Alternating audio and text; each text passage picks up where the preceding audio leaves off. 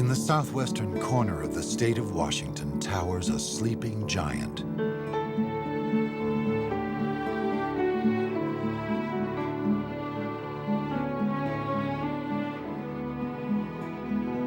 Set in a landscape of soaring forests, thundering waterfalls, and peaceful streams, it has been called the very soul of the Northwest.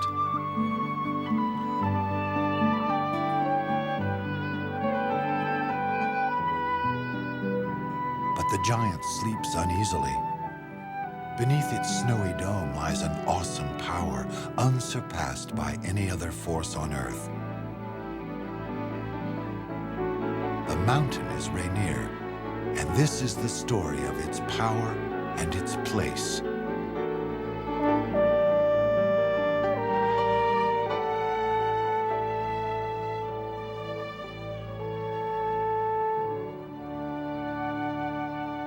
Mount Rainier is clearly the most impressive feature in the park. The mountain itself sits on more than 1/4 of the park's 368 square miles.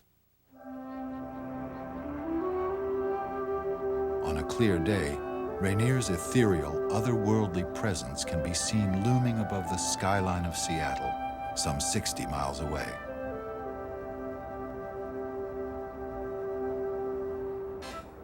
In 1792, Captain George Vancouver of the British Royal Navy anchored his ship in Puget Sound and named the lofty mountain in honor of his friend, Rear Admiral Peter Rainier.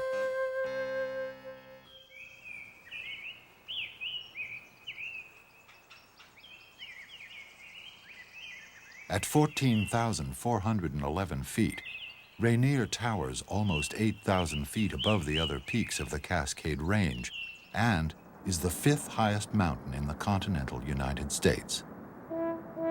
Mount Rainier's massive, seemingly serene presence belies its real character. The mountain is actually a volcano, a volatile mixture of explosive heat and molten lava deep in the belly of the Earth. The great irony of Mount Rainier is that its volcanic character is masked beneath a blanket of ice and snow.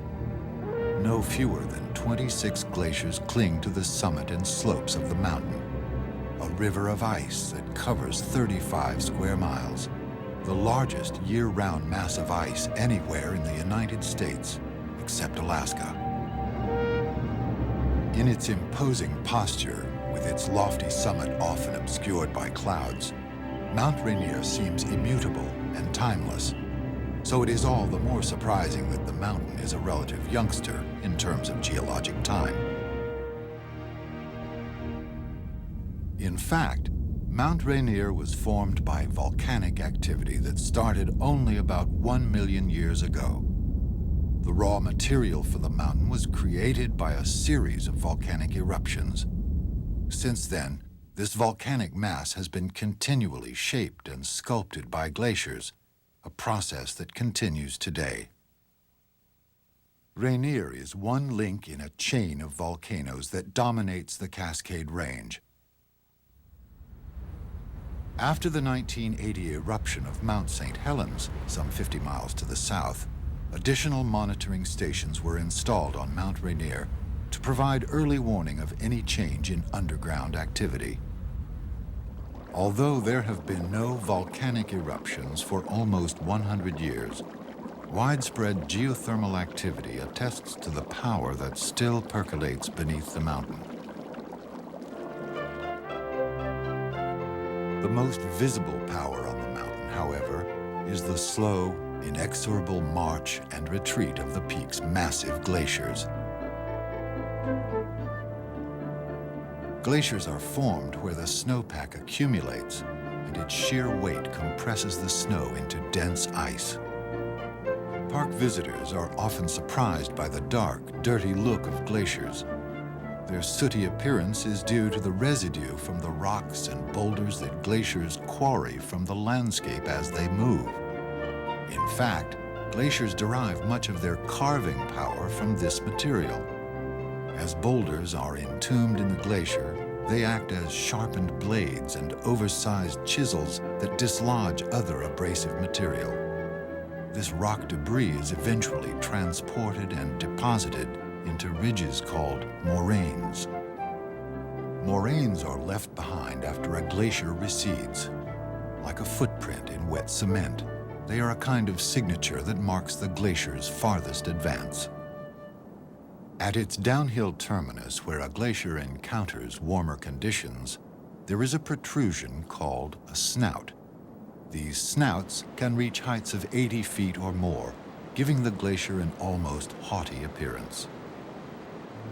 Another common glacial feature is called a crevasse, a deep fissure in the glacier's surface.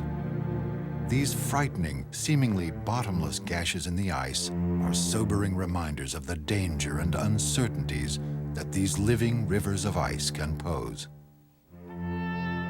Nisqually is one of the most accessible and intriguing glaciers in the park. This time-lapse sequence shows movements of the glacier over a period of a single summer.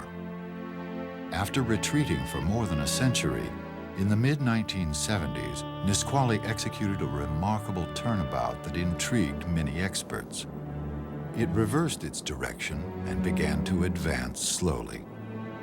For the moment, it seems to have reached an equilibrium and come to a standstill. In Rainier, twin forces, volcanic heat and glacial cold, create yet another powerful phenomena. The volcanic fire inside the mountain constantly warms the fields of ice on the surface. This collision of opposites sometimes creates a natural event of staggering destructive potential. Jökulhlaups, an Icelandic term meaning glacial outburst flood, are flash floods that burst forth when the glaciers melt very rapidly. As waters race down the mountain, they become a devastating wave of ice, trees, mud, rocks, and boulders that can flatten anything in its path. And we heard this roar. It sounded like a freight train. And we just bombed down the trail. We got right to the suspension bridges. The flow was coming down. It had started to go under the bridge already. And it wasn't wet. It was dry. It was mounds and mounds of like liquid dirt, but it wasn't, no moisture, just dust. And big boulders as big as a car, 8-10 feet around, floating right on top. And you can see the watermark 60 feet up from the creek bed underneath the bridge. And it just overflowed the whole valley. Jökulhlaups can travel downhill at speeds of 10 miles an hour or more and have been known to transport boulders the size of a small truck. Since the late 1960s, South Tahoma Glacier has been the source of a series of powerfully destructive Jökulhlaups. This former picnic area has been closed to visitors since July 1988, when it was engulfed by massive mud flows that extended more than 5 miles. But the awesome power of Rainier's complex geological forces is only one aspect of the park's grandeur and mystique. Below Rainier's imperial summit lie landscapes of breathtaking beauty, a profusion of flora and fauna, and a variety of sights, sounds, and experiences that make the entire park a national treasure.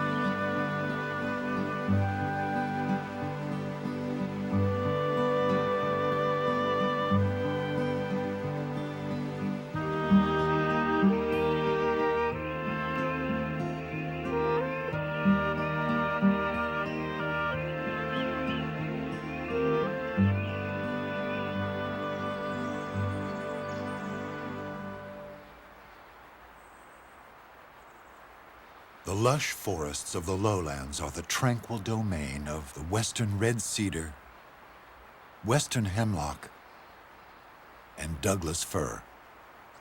These noble trees can grow more than 250 feet high.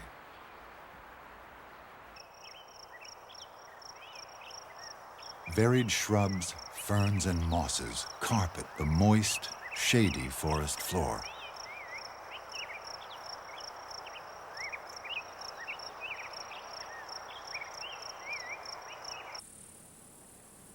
Not far from the rich lowland forests is Longmire, site of an old mineral springs resort. It is named for James Longmire, who helped to pioneer a route across the Cascades. He was one of the homesteaders among a wave of immigrants who made their way to western Washington in the latter part of the 19th century.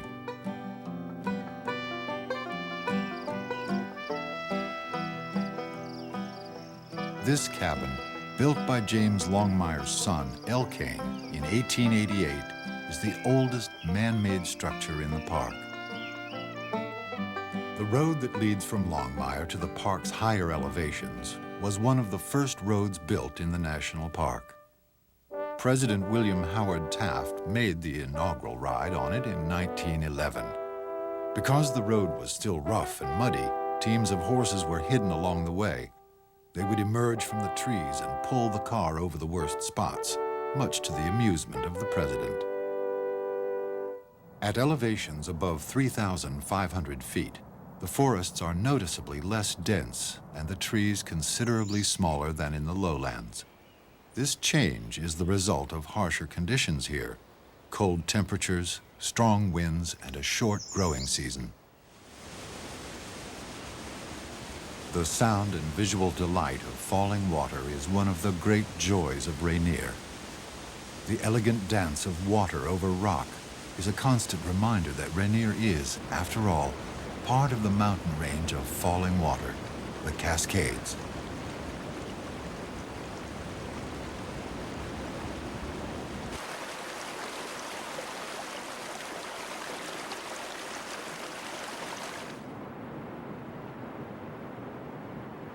Perhaps the park's most spectacular cascade is Comet Falls, plunging 320 feet over solid rock terraces.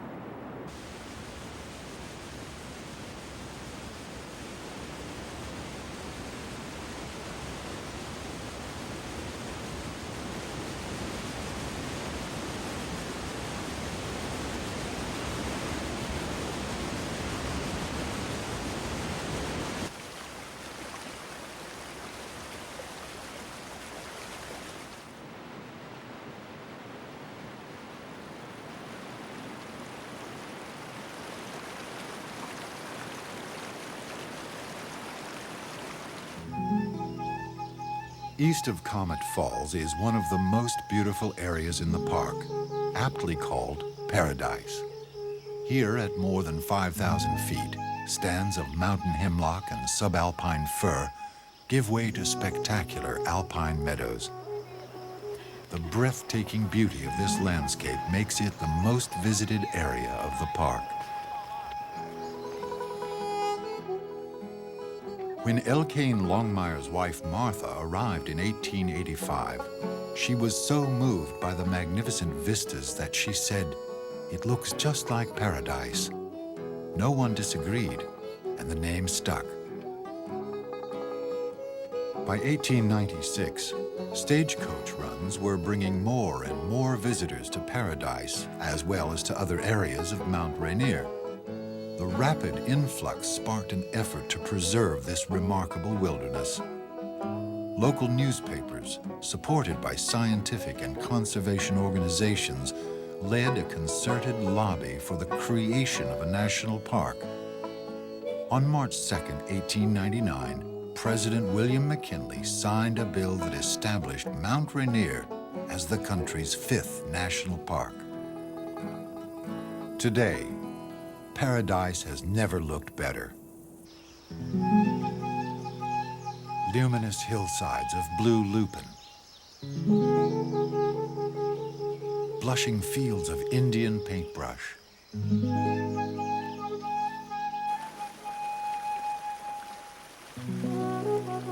and meadows awash in white Sitka valerian.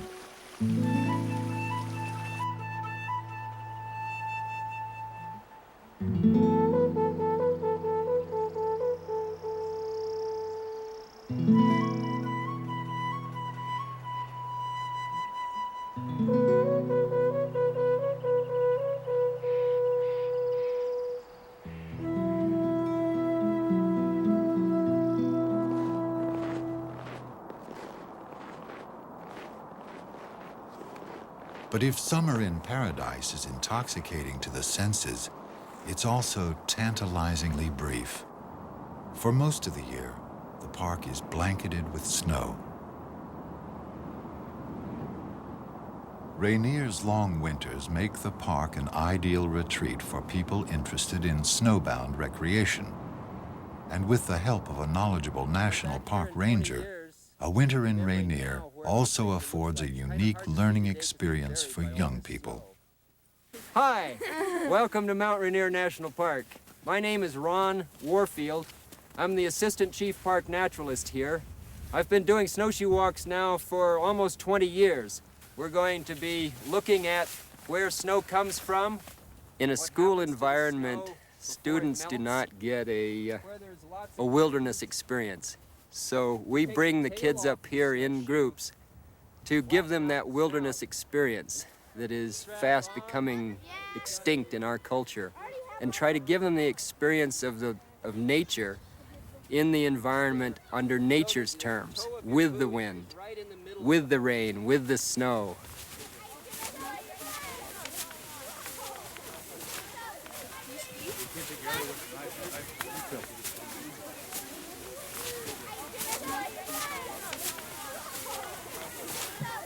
You're standing in a place where the world record snowfall was set in the winter of 1971 and 72. Guess how many inches fell that winter? Any ideas? 93 feet. 93 feet. That's 1,122 inches. Is that right? 93 feet would be deep enough if it was all sitting on the ground and not packed down to bury all of these trees that you see around us. Most of these trees are less than 100 feet tall. It's particularly important for this generation to be in the wilderness because this may be the last generation in which we have wilderness as we know it. So this next generation has the responsibility to save what's left. And it's our generation's responsibility to show them how to do that. Look at this. Remember I was telling you about the cone and the cone scales. All of these fit together like little kernels on a corn cob. Just, you would eat them off in spirals, if you're weird like I am. Well, that's the same way the wind blows those off, and then those little seeds blow out of there, and that becomes the food then for the ptarmigans and the snowshoe hares. Okay.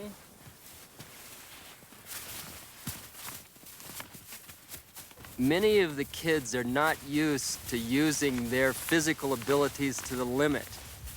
They start out by throwing snowballs and running around. They're using their full capacity of their lungs and the full capacity of their legs to use that oxygen that their lungs are providing. We're at a higher altitude here too, of course, so that there's not as much oxygen as they're used to breathing. And by the time they're finished with the experience, they're exhausted. So that's an experience that most of them have not yet had, sitting in a classroom experience. Okay. Joy with the human beings is in sharing those wild, natural experiences. That, to me, is the real meaning of all of this, sharing that with people, but doing it in such a way that we don't destroy the very thing we've come to enjoy and try to understand. When the long winter finally gives way to spring, Rainier's diverse wonders become more accessible to visitors. Like many of our national parks, Rainier offers an excellent trail system that encourages visitors to experience the wilderness environment up close. The heart of Mount Rainier's complex of trails is the Wonderland Trail, a 93-mile circuit around the base of Mount Rainier.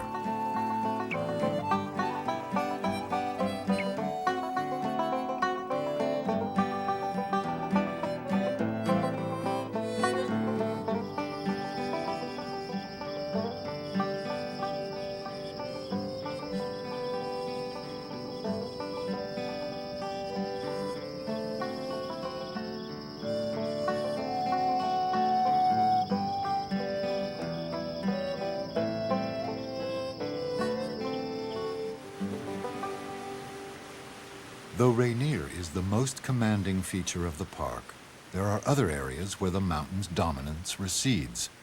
One of these is Box Canyon, a narrow river gorge more than 100 feet deep and only 15 to 30 feet wide.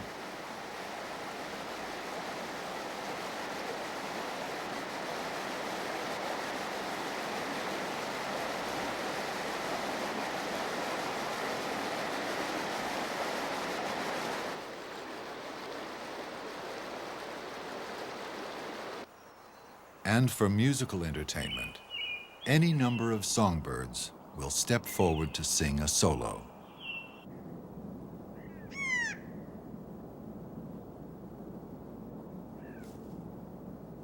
More than 140 species of birds have been identified at Mount Rainier.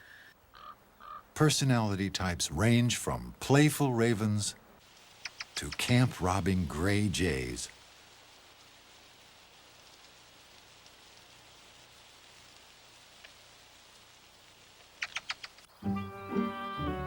Few campsite burglars dress more appropriately than the raccoon. These masked marauders usually hide near lakes or streams. For years, raccoons were thought to be fastidious eaters because of their habit of dipping food in water before eating. Other naturalists have speculated that raccoons lack salivary glands and wet their food in order to swallow it more easily.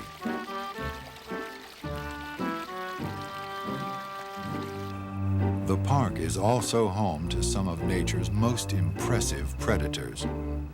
Cougars, also called mountain lions, feed primarily on deer and elk and live along the subalpine meadows and mountain ridges. A stealthy, secretive mammal, the cougar is rarely seen in the park. The bobcat is the most common wildcat in the United States. Not usually known for its prowess as a swimmer, this cat seems to manage quite well with the feline version of the dog paddle. In the southeastern section of the park, the Ohanapikosh Valley is renowned for the serene beauty and stately magnificence of its old-growth forests. Old growth refers to ecosystems dominated by indigenous large conifers at least 250 years old. Such forests are characterized by multi-layered vegetation and by a profusion of both standing live trees and fallen dead trees. Old-growth forests are fast becoming an endangered resource in this country.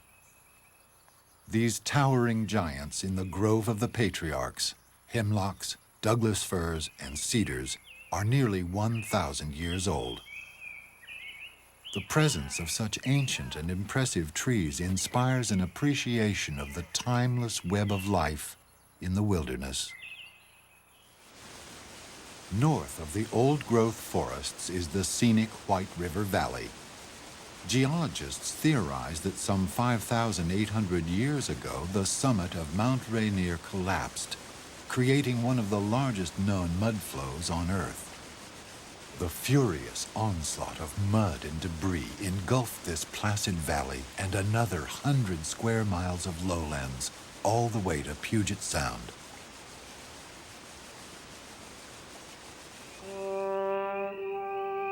Just north of the White River Valley, Sunrise Point offers what many consider the most spectacular view of Mount Rainier in the park. Northeast of the mountain, the Sunrise area receives much less precipitation than other parts of the park. As a result, this alpine meadow is dominated by forms of vegetation that require less moisture, such as the whitebark pine.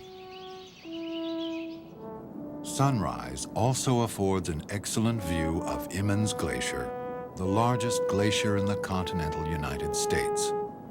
This enormous river of ice covers more than 4 square miles of the mountain's surface.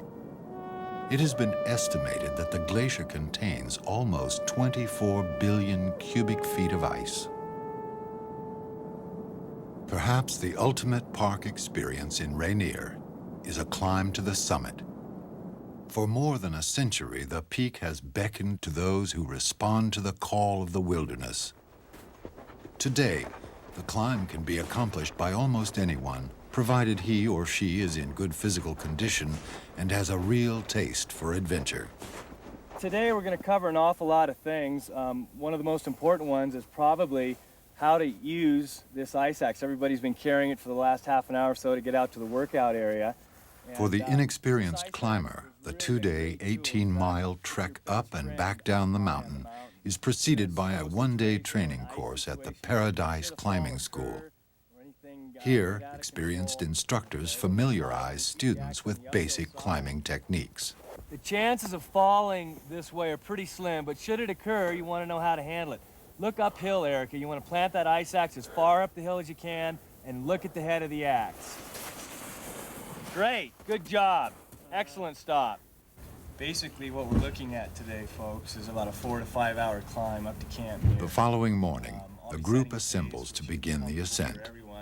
We've received a radio call from Camp Muir just about a half an hour ago, and the weather report is winds are gusting 40 to 50 miles an hour at Camp Muir. The cloud layer is in at about 8,500 feet, so it looks like we're going to be in it for a while.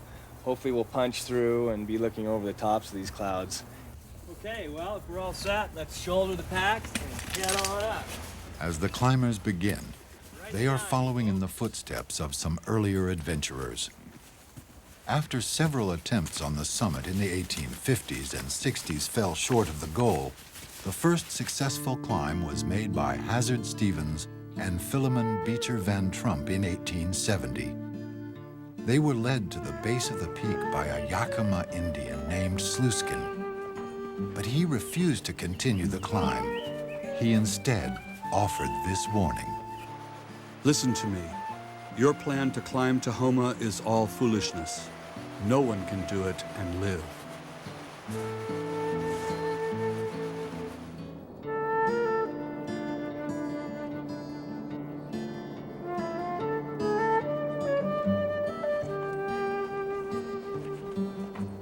Despite Sluiskin's dire prediction, Stevens and Van Trump pressed on to become the first to carve their names into history.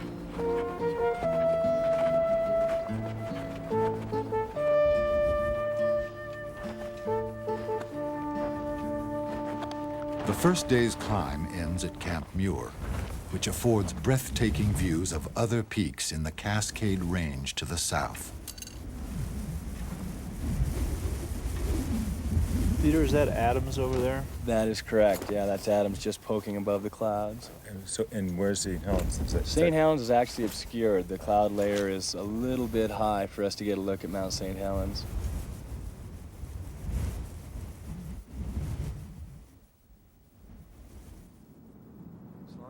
The climbers make an early camp in preparation for their pre-dawn assault on the summit. Camp Muir has long been a way station for climbers of Mount Rainier.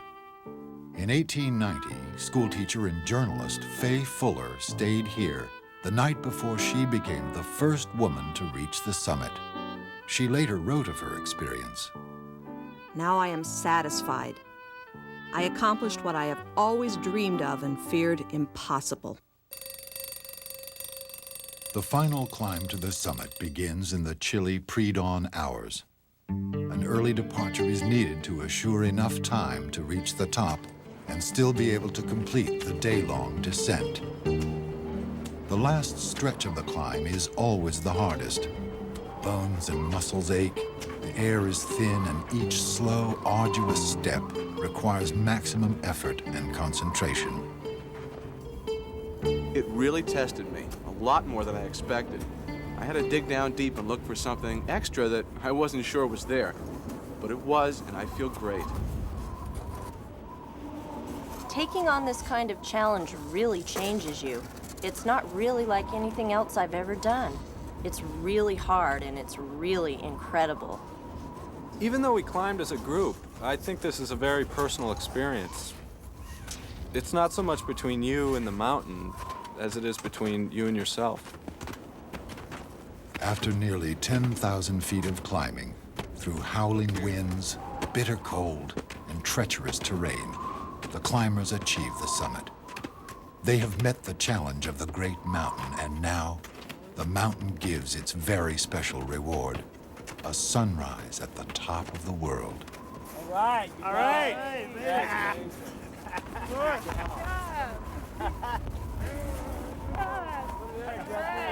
Give another hug, Patrice. Jeffrey!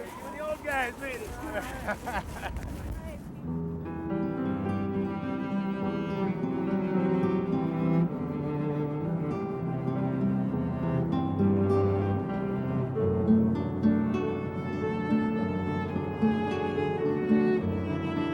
Those who climb Mount Rainier become part of an elite group of adventurers, people who have pushed themselves to the limit in order to experience nature in its pure, undisturbed state.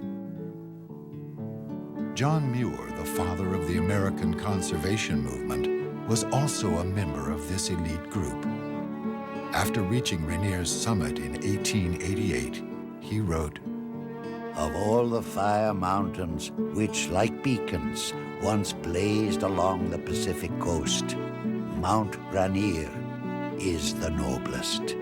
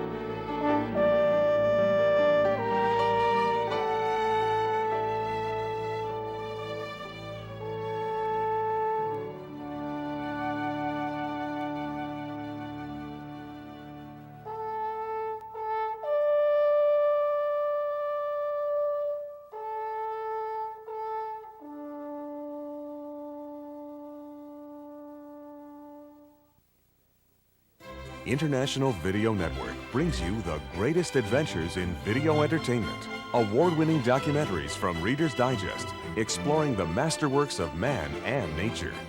Travel planning videos from Fodors, revealing looks at the people, places, and cultures of the world. Rand McNally Video Expeditions, taking you to some of the most remote and dangerous places on Earth. Rand McNally Video Travelers, whirlwind tours you can enjoy from the comfort of your living room. Super Cities, celebrating the best-loved cities of the world. And Video Visits, whisking you away to exotic, romantic, and popular destinations. International Video Network, great adventures in video. See your local video retailer or call International Video Network at 1-800-669-4486, extension 850 for your free catalog, featuring more than 250 travel, documentary, and special interest videos.